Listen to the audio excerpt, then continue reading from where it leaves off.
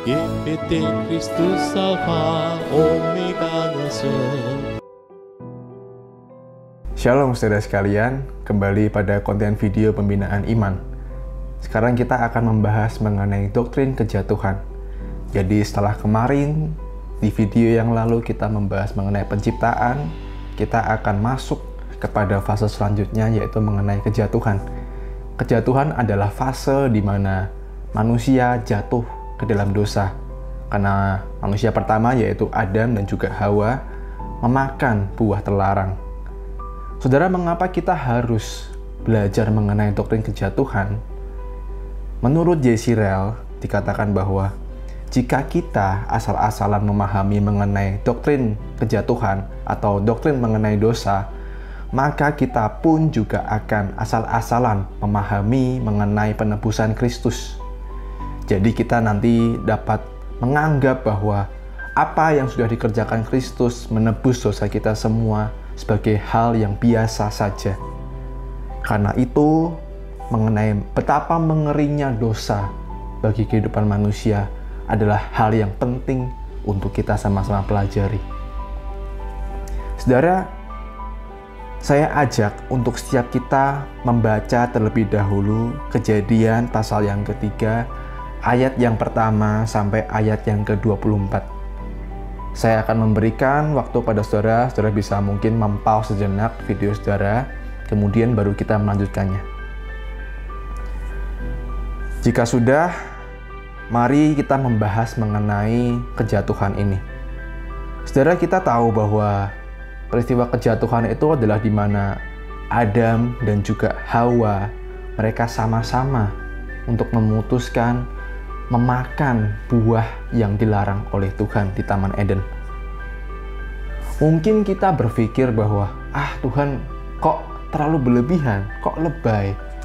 Itu kan cuma buah, itu cuma ciptaanmu saja, dan mereka memakannya. Mengapa kok efeknya bahkan sampai mereka harus diusir dari Taman Eden? Saudara, hal ini perlu kita pelajari bahwa bukan sekedar memakan buahnya saja, tetapi ketika mereka memakan buah pengetahuan tersebut, mereka sedang menodai kekudusan Allah. Saudara sekalian, saya akan memberikan gambaran seperti ini. Bahwa hal mengenai memakan buah pengetahuan itu bukanlah hal yang biasa-biasa saja. Saya kasih gambaran seperti ini. Saudara pasti tahu ya bahwa bendera kita terbuat dari kain ya. Kain biasa saja yang dijahit, warnanya merah putih. Tetapi apakah saudara berani untuk merobek-robek atau membakar bendera tersebut di hadapan Presiden kita Jokowi? Pasti kita tidak ada yang berani. Karena apa? Karena kalau kita merusaknya, berarti kita sedang menginjak-injak sebuah institusi negara kita, Republik Indonesia. Hal ini akan mendatangkan efek jera bagi setiap kita tentunya. Demikian juga ketika Adam dan Hawa memakan buah pengetahuan tersebut. Saudara, akhirnya dampak dari bagaimana manusia pertama jatuh ke dalam dosa itu merusak segala apa yang sudah ditata oleh Allah kita. Hal ini sesuai dengan arti kata dosa, berasal dari kata hamartia yang artinya meleset atau melenceng. Artinya adalah ketika dosa itu masuk, Allah sudah menciptakan sedemikian rupa, akhirnya rusak semuanya, buyar semuanya. Harusnya Allah dan manusia hidup bersama-sama, tetapi tidak bisa lagi. Sekarang ada gap atau jarak antara manusia dan juga Allah. Kemudian kita bisa tahu lewat narasi di Alkitab, kita bisa baca di ayat 10, di sana ceritakan bahwa ketika Allah memanggil Adam dan juga Hawa, apa respon dari manusia? Kita dapat lihat bahwa manusia merasa ketakutan. Padahal sebelumnya mereka berelasi dengan baik antara Allah dan juga manusia, bisa mungkin bahasa Jawanya cangkruk bareng. Tapi ketika dipanggil setelah mereka berdosa, Adam dan Hawa merasa ketakutan. juga mereka merasa malu. Karena apa? Karena mereka sudah tahu bahwa diri mereka telanjang. Mereka merasa bersalah dengan begitu dalamnya di hadapan Allah. Demikianlah efek dari dosa. Nah, saudara, efek dari dosa tersebut akhirnya masuk kepada bagaimana kita hidup. Istilahnya DNA dari dosa akhirnya dimasukkan kepada manusia selanjutnya. Jadi kita mendapatkan warisan dari Adam dan juga Hawa. Warisan apa? Warisan dosa. Nah, itulah yang akhirnya kita miliki. Jadi jangan salah konsep bahwa bayi yang terlahir ke dunia ini itu putih bersih. Enggak, kita enggak mempercayai hal tersebut. Kita percaya bahwa setiap manusia yang ada di dunia ini dari startnya itu sudah berdosa duluan. Karena dari siapa? Karena dari manusia pertama.